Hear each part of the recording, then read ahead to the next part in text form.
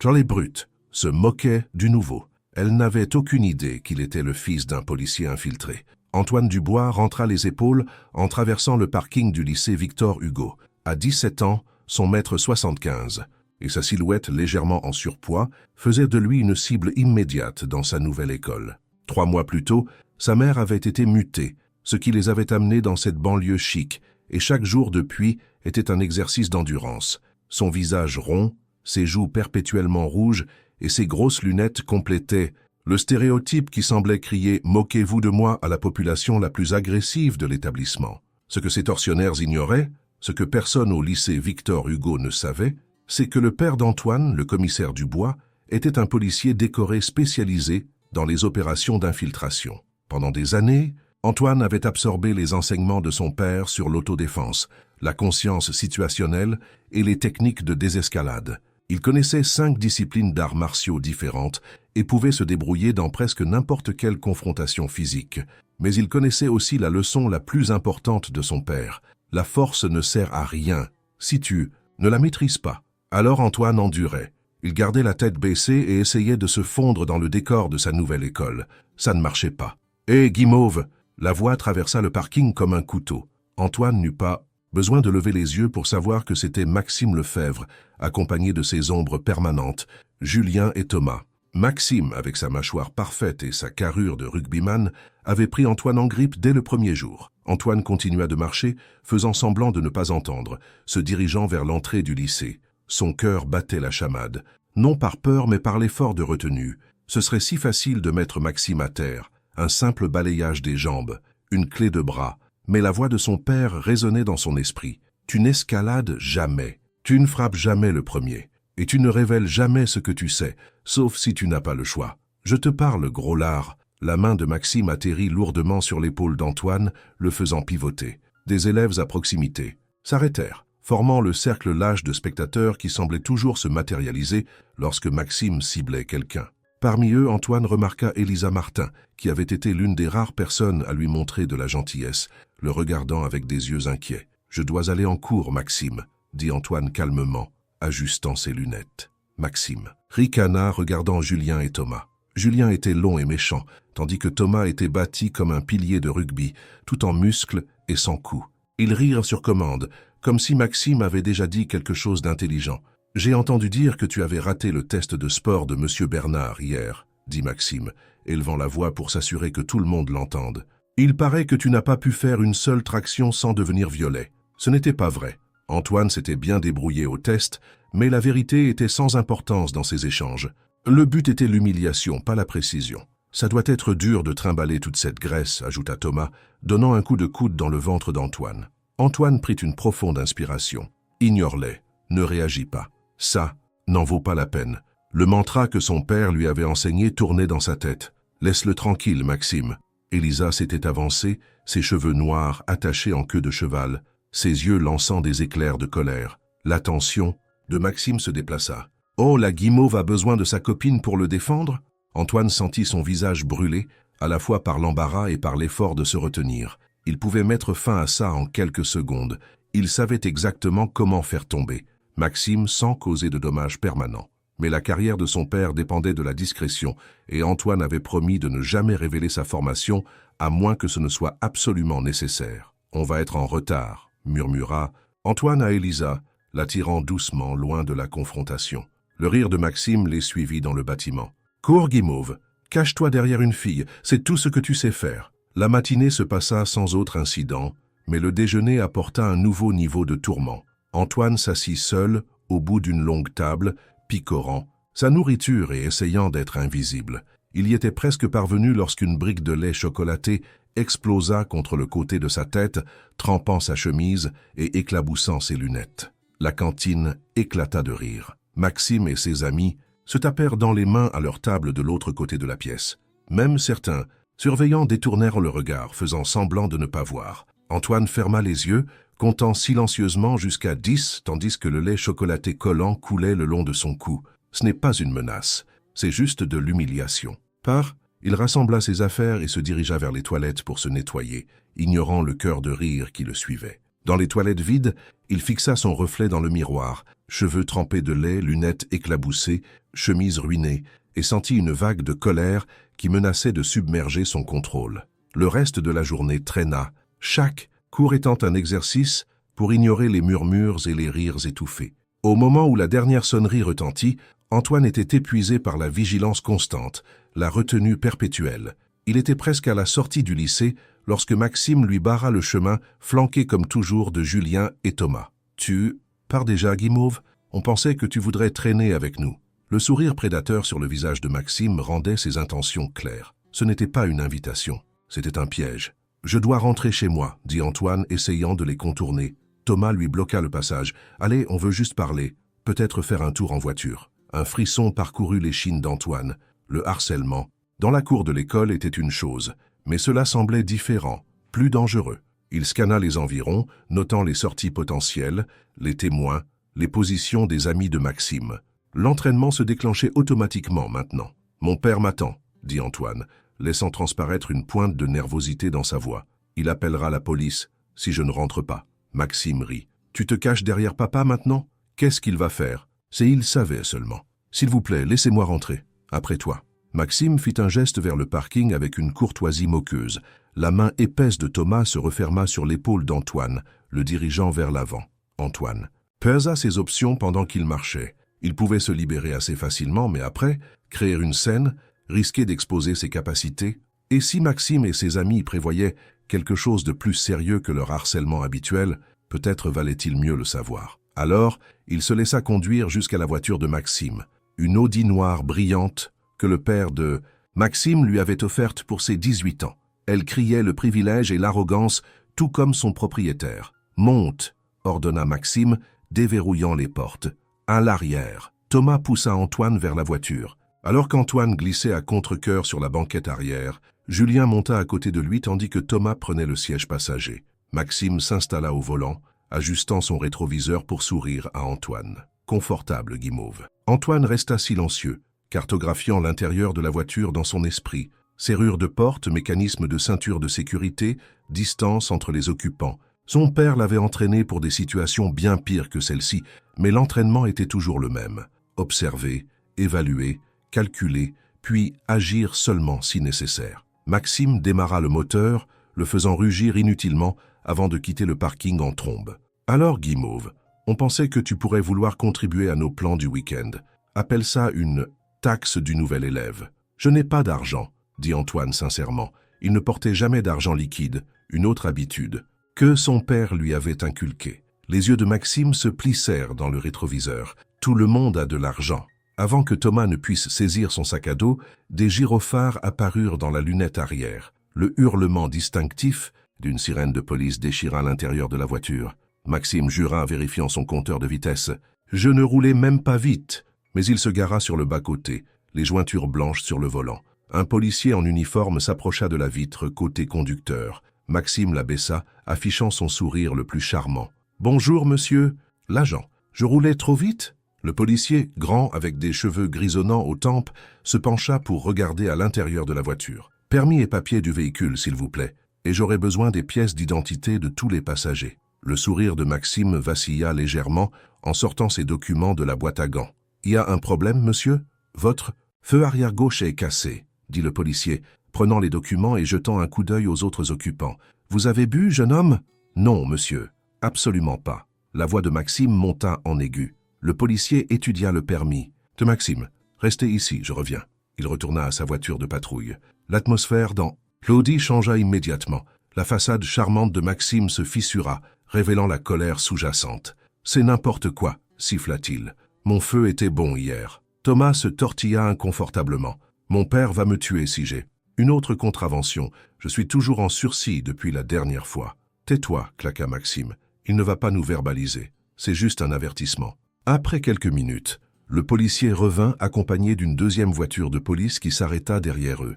Deux autres agents en sortirent. Le premier policier se pencha à nouveau vers la vitre de Maxime. « Je vais avoir besoin que vous sortiez tous du véhicule, s'il vous plaît. » Le charme de Maxime disparut entièrement. « Pourquoi? On n'a rien fait de mal. Veuillez sortir du véhicule, monsieur. » Le ton du policier ne laissait aucune place à la discussion.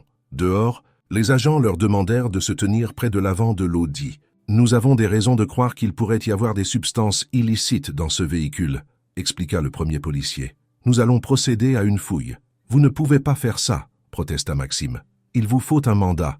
Pas en cas de flagrant délit, répondit calmement le policier. Et lorsque le véhicule a été observé quittant un lieu connu pour des transactions de stupéfiants, Antoine se figea. Était-ce ce que les autres avaient prévu avant de le prendre? Avait-il déjà de la drogue sur eux lorsqu'ils l'avaient forcé à monter dans la voiture? Thomas se jeta soudain vers l'agent le plus proche. « Je ne retournerai pas en centre fermé !» cria-t-il, frappant sauvagement. Le chaos éclata. Julien rejoignit la mêlée, tentant de fuir mais courant droit sur le deuxième agent. Maxime, décidant apparemment qu'il n'avait rien à perdre, chargea le premier agent, qui luttait maintenant avec Thomas. Antoine resta figé sur place, regardant avec incrédulité ces trois tortionnaires attaquer des policiers sous ses yeux.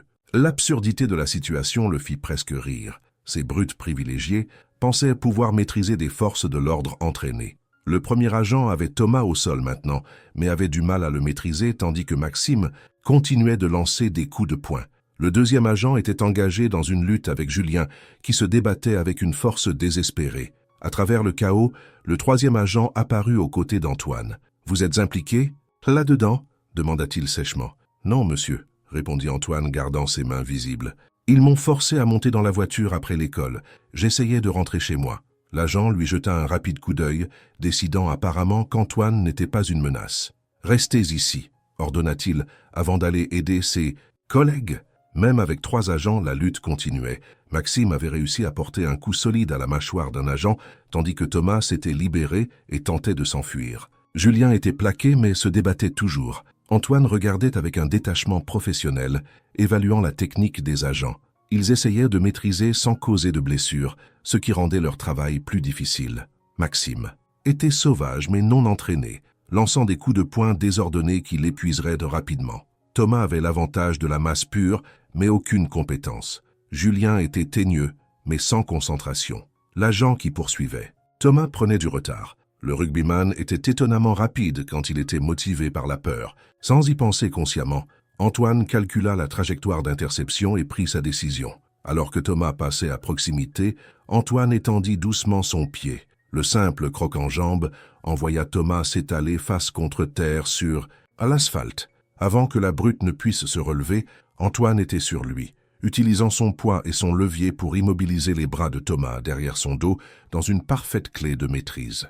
L'agent qui poursuivait arriva quelques secondes plus tard, respirant difficilement. Il regarda Antoine avec surprise, avant de rapidement passer les menottes à Thomas. « Bien joué, gamin », dit l'agent en sécurisant les menottes. « Où as-tu appris ça ?» Antoine haussa les épaules, regrettant déjà son intervention instinctive. Des vidéos sur YouTube. L'agent lui lança un regard sceptique, mais fut distrait par sa radio qui grésillait avec des demandes de renfort. À présent, Maxime et Julien avaient également été maîtrisés et étaient sécurisés dans des voitures de patrouille séparées. 1 heure plus tard, Antoine répondait toujours aux questions d'un inspecteur arrivé sur les lieux. Il s'en tint à la version la plus simple de la vérité. Il était nouveau à l'école, les autres l'avaient harcelé, et aujourd'hui il l'avait forcé à monter dans la voiture de Maxime. Il ne dit rien de son père, ni de sa formation. En attendant l'arrivée de sa mère, Antoine regarda Maxime, Thomas et Julien être traités sur place. Leur bravade s'était évaporée, remplacée par la peur réelle des conséquences. Maxime pleurait ouvertement, tandis qu'un agent inventoriait le contenu de son portefeuille. L'un des agents, celui qui les avait arrêtés en premier, agent Dubois, s'approcha d'Antoine avec un sac en plastique contenant son sac à dos. « Tout est bon, dit-il, le lui tendant. C'est car là ont de sérieux ennuis. Agresser un agent, c'est déjà grave, mais avec la quantité d'oxy qu'ils transportaient, ils auront de la chance de voir la lumière du jour avant le bac. » L'agent l'étudia curieusement. « C'était un sacré mouvement que tu as fait sur le grand. Peu de civils savent exécuter une technique de maîtrise comme ça. » Antoine sentit son rythme cardiaque augmenter. « Juste de la chance, je suppose. » L'agent n'avait pas l'air convaincu. « Bon, ta mère est là. » Après une autre série d'explications et de paperasses, Antoine fut finalement autorisé à partir avec sa mère. Alors qu'il marchait vers sa voiture, elle garda la voix basse. « Ton père va avoir des questions à ce sujet. »« Je sais, » soupira Antoine, « mais je n'ai rien commencé. J'essayais d'éviter les ennuis. » En plaquant un suspect pendant une arrestation de police, son sourcil se leva sceptiquement. « Il s'échappait, » murmura Antoine. « C'était l'instinct. » Son père l'attendait dans le salon. toujours vêtu de sa tenue de travail, un jean quelconque et un t-shirt délavé qui l'aidait à se fondre dans la masse lors des opérations d'infiltration. Son expression était illisible tandis qu'Antoine racontait les événements de la journée. Quand Antoine eut terminé, le commissaire Dubois resta silencieux un long moment. « Tu sais pourquoi nous avons des règles sur le fait de rester invisible ?» dit-il finalement. « Je sais », hocha la tête Antoine. « Et je les ai suivis, papa. Pendant des mois, je les ai laissés me bousculer, m'humilier, me traiter comme de la merde. Aujourd'hui, ils ont dépassé les bornes. Ils me forçaient à faire quelque chose de criminel. » Il prit une profonde inspiration. « Mais ce n'est pas pourquoi j'ai arrêté de me cacher. » Ses parents échangèrent des regards. « J'ai arrêté, parce que me cacher n'aide personne, ni moi ni les autres enfants qu'ils ciblent. Peut-être que si j'avais réagi plus tôt, ils n'auraient pas escaladé vers leur trafic de drogue. » Son père se pencha en avant. « Antoine, mon travail exige... » « Je sais, » l'interrompit Antoine. « Mais ton travail n'est pas ma vie. J'ai changé d'école 6 fois. Je n'ai jamais eu de vrais amis parce que je cache toujours qui je suis et ce que je sais faire. » Sa voix se brisa légèrement. « Je ne dis pas que je veux être violent ou me montrer, mais je ne veux plus être une victime non plus. » Le silence qui suivit était lourd de pensées inexprimées. Finalement, son père soupira. « Cette mission est ma dernière opération d'infiltration, » admit-il. « J'ai demandé une mutation pour la formation à l'école de police. Plus de déménagement, plus de couverture. » Le lendemain au lycée, l'atmosphère était électrique de potin. Tout le monde avait entendu parler de l'arrestation de Maxime, Thomas et Julien. Les détails variaient énormément selon qui racontait l'histoire, mais le cœur restait le même. Les 3 principales brutes faisaient face à de graves accusations criminelles après avoir agressé des policiers lors d'un coup de filet anti-drogue. Antoine marchait dans les couloirs avec une posture subtilement différente, ne cherchant toujours pas à attirer l'attention, mais ne cherchant plus à se faire plus petit. Quelques élèves qui avaient été témoins de son départ avec Maxime la veille s'approchèrent prudemment, demandant s'il avait vraiment été là quand c'était arrivé. Pendant le déjeuner, il s'assit à son endroit isolé habituel, mais n'y resta pas longtemps avant qu'Elisa n'apparaisse, plateau à la main. « Ça te dérange si je me joins à toi ?» demanda-t-elle. Antoine sourit sincèrement. « Avec plaisir. » Alors qu'elle s'asseyait, son expression devint sérieuse. « Les gens disent que tu étais dans la voiture de Maxime quand ils se sont fait arrêter, que tu as aidé la police à attraper Thomas quand il a essayé de s'enfuir. » Antoine haussa les épaules. « J'étais au mauvais endroit au mauvais moment, ou peut-être au bon endroit au bon moment, selon comment on voit les choses. Alors tu ne l'as pas mise à terre avec du kung-fu ?» Oh. Ses yeux pétillaient d'amusement, suggérant qu'elle ne croyait pas à cet embellissement particulier de l'histoire. « Pas exactement, » rit Antoine, « mais je l'ai fait trébucher. Il n'était pas difficile à attraper après ça. » Elisa l'étudia qu'avec un nouvel intérêt. « Tu sais, j'ai toujours pensé qu'il y avait plus en toi que tu ne laisses paraître. » Avant qu'Antoine ne puisse répondre, une ombre tomba sur leur table. Hugo Martin, qui était souvent resté à rire pendant les séances de harcèlement de Maxime, se tortilla mal à l'aise sur ses pieds. « Salut, Antoine, c'est ça ?» La voix d'Hugo était incertaine. « C'est vrai ce qu'on dit, que Maxime et les autres avaient assez d'oxy dans cette voiture pour défoncer toute l'équipe de rugby pendant un mois ?» Antoine haussa les épaules. « Je ne connais pas les détails. La police les a emmenés. » Hugo hocha la tête. « Bon, de toute façon, désolé pour, tu sais, avant, quand Maxime t'embêtait. » Il s'éloigna rapidement avant qu'Antoine ne puisse répondre. Elisa leva les yeux au ciel. « Vautour. Hier, ils riaient pendant que Maxime te tourmentait. Aujourd'hui, ils veulent être tes amis parce que tu es soudain intéressant. » Au cours des semaines suivantes, la dynamique du lycée changea notablement. Maxime, Thomas et Julien ne revinrent jamais au lycée Victor Hugo. Des rumeurs circulaient selon lesquelles ils étaient détenus en centre éducatif fermé en attendant leur procès, Maxime faisant face à des accusations supplémentaires pour trafic de stupéfiants. Antoine rejoignit le club d'arts martiaux du lycée où ses compétences lui valurent un respect immédiat, bien qu'il fît attention à ne jamais révéler toute l'étendue de sa formation. Un après-midi, environ 1 mois après l'incident, Antoine pratiquait des katas dans le gymnase vide lorsqu'il entendit la porte s'ouvrir. Il se retourna et vit la proviseure Madame Dubois, accompagnée de l'agent Dubois, le policier qui avait arrêté la voiture de Maxime en premier. « Antoine, » commença maladroitement Madame Dubois, « l'agent Dubois voulait vous parler. » L'agent s'avança étudiant la posture d'Antoine avec un œil connaisseur. « C'est une forme impressionnante, » commenta-t-il. « Ça me rappelle la formation spécialisée que nous recevons à l'école de police. » Antoine se redressa, gardant son expression neutre. « Merci, monsieur. Votre père est bien le commissaire Dubois, n'est-ce pas ?» demanda négligemment l'agent Dubois. Antoine hésita, puis hocha la tête, ne voyant pas l'intérêt de nier. Je m'en doutais. L'agent sourit. On a été formés ensemble il y a des années, avant qu'il ne passe en infiltration. Il jeta un coup d'œil à la proviseure confuse.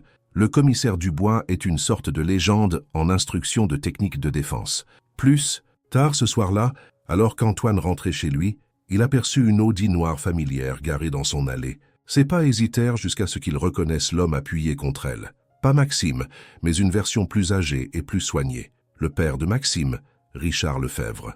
Antoine Dubois? La voix de l'homme était contrôlée, mais Antoine pouvait détecter le courant sous-jacent de tension. « Oui, monsieur.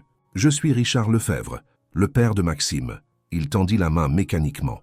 Monsieur Lefebvre sembla se dégonfler légèrement. « Je ne vous prendrai pas beaucoup de temps. Je voulais m'excuser pour le comportement de mon fils. J'ai appris beaucoup sur ses activités ces dernières semaines. » Il passa une main dans ses cheveux parfaitement coiffés, perturbant momentanément leur ordre. Je savais qu'il pouvait être arrogant, même prétentieux. Je n'avais jamais imaginé. Il s'interrompit. « Êtes-vous venu me demander de témoigner en sa faveur ?» demanda Antoine directement. « Non. » Monsieur Lefebvre secoua fermement la tête. « Non. Maxime doit faire face aux conséquences de ses actes. La drogue, l'agression, il a fait des choix irréversibles. » Il regarda Antoine droit dans les yeux. « Mais le harcèlement, je pense que c'est en partie ma faute. Les valeurs que je lui ai apprises ou que je n'ai pas su lui apprendre. » Alors que le père de Maxime s'éloignait en voiture, Antoine continua vers sa porte d'entrée, où ses parents l'attendaient avec des expressions curieuses. Il raconta l'étrange rencontre, alors qu'il s'asseyait dans le salon.